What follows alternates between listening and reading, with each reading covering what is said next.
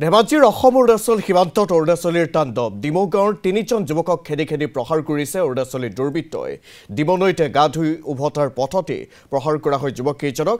12জনীয়া অৰুণাচলী দুৰ্বৃত্তৰ প্ৰহাৰত গুৰুতৰভাৱে আহত হ'বলগীয়া হৈছে দুজন নাইকেল পাংগিং নামৰ যুৱকজনক উন্নত চিকিৎসাৰ বাবে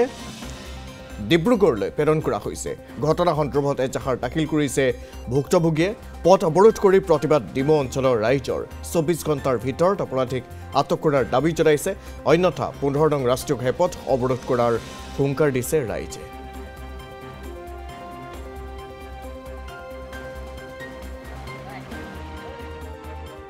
স্যাৰ আমাৰ 9 জন মান আছিল স্যাৰ আমি গাড়ি ধুব গৈছিল তাৰপিছত আমি আহিছিলো স্যাৰ তাৰপৰ গাছ চাট ধুইছিলে সব আহিছিলো কি আৰু আমি স্যাৰ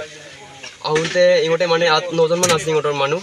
তাৰপিছত ইহঁতকে অকমান আগত আছিলে মানে আমাৰ দাদাগিটাক আমি গৈ কিনে আহোঁতে মানে দাদাগিটাক মাতিছিলো মাতোঁতে মানে ইহঁতে ক'লে মানে কাক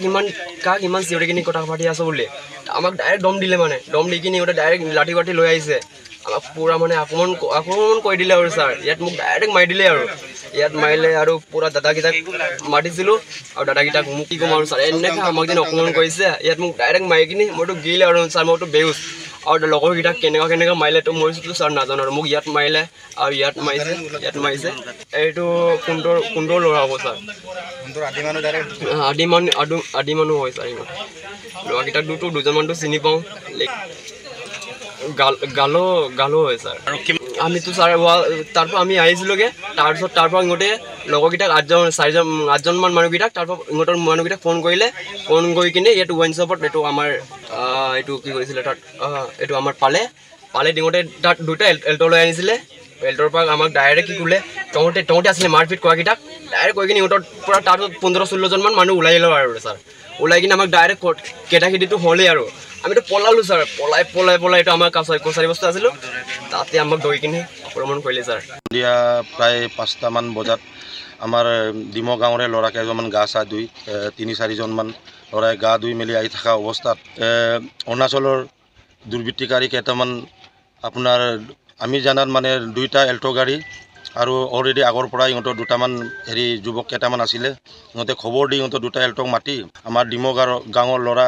3-4জন গা ধুব যোৱাজনক তহঁতে কাৰ অনুমতি লৈ ইয়ালৈ আহিছে তহঁতৰ কি পাছ আছে এনেকুৱা ধৰণৰ কৰি ইহঁতক মাৰধৰ কৰিছে ইমানে মাৰধৰ কৰিছে মানে ইহঁতক খেদাই পহু খেদা নিচিনা খেদাই মানে ইফালে কৰি ইহঁতক মাৰপিট কৰিছে আৰু এনেমে গুৰুত্বকৈ মাৰিছে যে এজনটো এতিয়া চিকিৎসা কৰি আছে ডিব্ৰুগড়ত এতিয়া শুনামতেতো বহুতে ইয়াৰ আঘাতপ্ৰাপ্ত হৈছে আৰু চিৰিয়াছ হৈ আছে বুলি খবৰ পাইছোঁ এইটো এতিয়াৰ ঘটনাই নহয় এতিয়া আপোনাৰ 2008-9 মানতো এবাৰ এই ঘটনাটো হৈছে এইটোকো আমাৰ অসমৰ প্ৰশাসনে কেতিয়াও আমাক কৰি নিদিয়ে আমাক নিৰাপত্তা নিদিয়ে চিকিউৰিটি নিদিয়ে এইটোৰ কাৰণে আমি বহুতে এইটোৰ কাৰণে দুখিত আমি এইটোৰ কাৰণে আৰু আৰক্ষী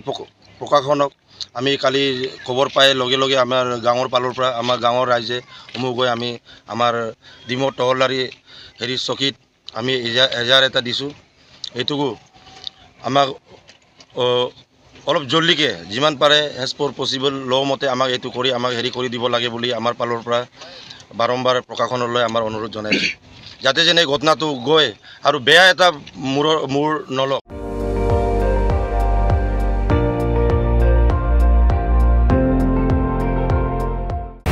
আপুনি চাই আছে ND24